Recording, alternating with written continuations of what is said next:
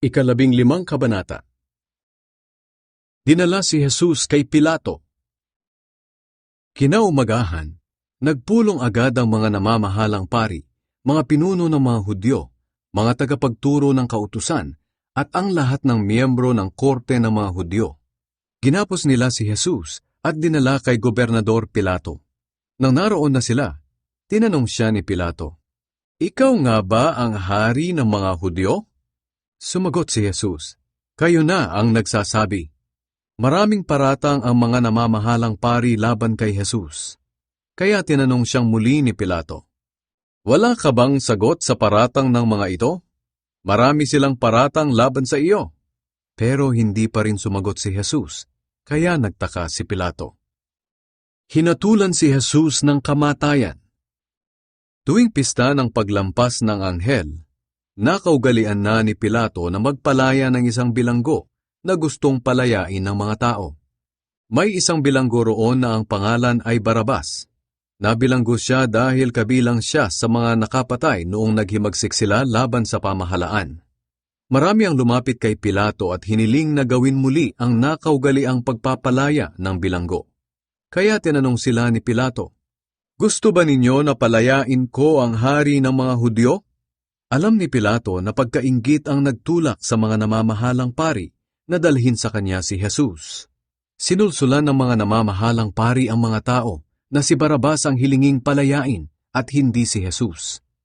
Nagtanong ulit si Pilato sa mga tao, "Ano ngayon ang gagawin ko sa taong tinatawag niyong hari ng mga Hudyo?" Sumigaw sila, "Ipako siya sa krus!" Sinabi ni Pilato sa kanila, "Bakit? Ano ba ang ginawa niyang kasalanan?" Pero lalo pang sumigaw ang mga tao, "Ipako siya sa krus!" Dahil gustong pagbigyan ni Pilato ang mga tao, pinalaya niya si Barabas. Ipinahagupit naman niya si Jesus at saka ibinigay sa mga sundalo upang ipako sa krus. Pinahirapan ng mga sundalo si Jesus. Dinala ng mga sundalo si Jesus sa loob ng palasyo ng gobernador at tinipon nila roon ang buong batalyon ng mga sundalo. Sinuotan nila si Jesus ng kapa na kulay ube at gumawa sila ng koronang tinik at ipinutong sa kanya. Pagkatapos, pakutya silang nagsisigaw, "Mabuhay ang hari ng mga Hudyo!" At paulit-ulit nilang pinaghahampas ng tungkod ang kanyang ulo at pinagduduraan nila siya. Lumuluhod sila sa kanya na kunwari ay sumasamba sa kanya. Matapos nilang kutyain si Jesus, hinubad nila ang kulay ubing kapa at ipinasuot ang kanyang damit. Pagkatapos, dinala nila siya sa labas ng lungsod upang ipako sa krus. Ipinako sa krus si Jesus. Habang naglalakad sila, nasa lubong nila ang isang tao na galing sa bukid. Siya'y si Simon na taga Cyrene, na ama ni Alexander at ni Rufus. Sa pilitan nilang ipinapasan sa kanya ang krus ni Jesus. Pagkatapos, dinala nila si Jesus sa lugar na tinatawag na Golgota, na ang ibig sabihin ay lugar ng bungo. Pagdating nila roon, binigyan nila si Jesus ng alak na may halong mira, pero hindi niya ito ininom. Ipinako nila sa krus si Jesus at pinaghati-hatian nila ang mga damit niya sa pamamagitan ng palabunutan para malaman nila ang bahaging mapupunta sa bawat isa. 9:00 noon ng umaga nang ipako siya sa krus. May karatula sa itaas ng krus at ganito ang nakasulat na paratang laban sa kanya, "Ang hari ng mga Hudyo." May 2 ring tulisan na ipinako sa krus kasabay ni Jesus, isa sa kanan niya at isa sa kaliwa. Sa pangyayaring ito natupad ang sinasabi ng kasulatan, "Napabilang siya sa mga kriminal." Ininsulto si Jesus ng mga taong napapadaan doon. Napapailing sila at sabay sabi, "O ano ngayon? Hindi ba't sinasabi mong gigibain mo ang templo at muli mong itatayo sa loob ng 3 araw? Bumaba ka sa krus at iligtas mo ang iyong sarili." Ganito rin ang pangungutya ng mga namamahalang pari at mga tagapagturo ng kautusan. Sinasabi nila sa isa't isa, "Iniligtas niya ang iba, pero hindi niya mailigtas ang kanyang sarili. Tingnan nga natin kung makakababa sa krus ang Kristong ito na hari raw ng Israel. Kapag nakababa siya, maniniwala na tayo sa kanya." Maging ang mga ipinakong kasabay niya ay nang insulto rin sa kanya. Ang pagkamatay ni Jesus. Nang mag-alas 12 na ng tanghali, dumilim ang buong lupain sa loob ng 3 oras.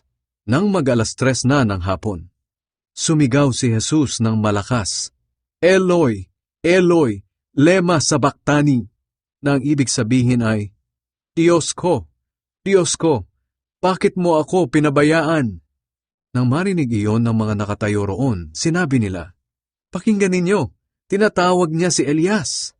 Tumakbo agad ang isang tao at kumuha ng espongha at isinawsaw sa maasim na alak. Ikinabit niya ito sa dulo ng isang patpat at idinampi sa bibig ni Jesus para sipsipin niya. Sinabi ng taong iyon, Tingnan natin kung darating nga si Elias upang ibaba siya sa krus. Sumigaw ng malakas si Jesus at nalagutan ng hininga. Nang sandali ring iyon, nahati mula sa itaas hanggang sa ibaba ang kurtina sa loob ng templo. Nakatayo sa harap ng krus ang kapitan ng mga sundalo at nakita niya kung paanong nalagutan ng hininga si Jesus. Sinabi niya, Totoo ngang siya ang anak ng Diyos. Sa di kalayuan ay may mga babaeng nanonood sa mga nangyayari. Kabilang sa kanila si Salome, si Maria na taga Magdala, at si Maria na ina ni Jose, at nang nakababata nitong kapatid na si Santiago. Ang mga babaeng ito ay sumasama kay Jesus at tumutulong sa kanya noong nasa Galilea siya. Naroon din ang iba pang babaeng sumama sa kanya sa Jerusalem. Ang paglilibing kay Jesus. Namatay si Jesus sa araw ng paghahanda para sa pista. Padilim na noon, at ang susunod na araw ay araw ng pamamahinga. Kaya naglakas loob si Jose na taga Arimatea na puntahan si Pilato at hingi ng bangkay ni Jesus. Si Jose ay isa sa mga iginagalang na miyembro ng korte ng mga Hudyo at isa siya sa mga naghihintay sa pagdating ng paghahari ng Diyos.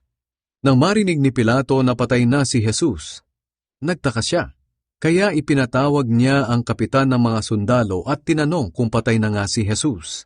At nang marinig ni Pilato sa kapitan na patay na nga si Jesus, pinayagan niya si Jose na kunin ang bangkay ni Jesus. Bumili si Jose ng mamahaling telang linen at kinuha ang bangkay ni Jesus sa krus. Binalot niya ito ng telang binili niya at inilagay sa libingang hinukay sa gilid ng burol. At pinagulong niya ang malaking bato upang takpan ang pintuan ng libingan. Nagmamasid noon si Maria na taga Magdala at si Maria na ina ni Jose, kaya nakita nila kung saan inilibing si Jesus.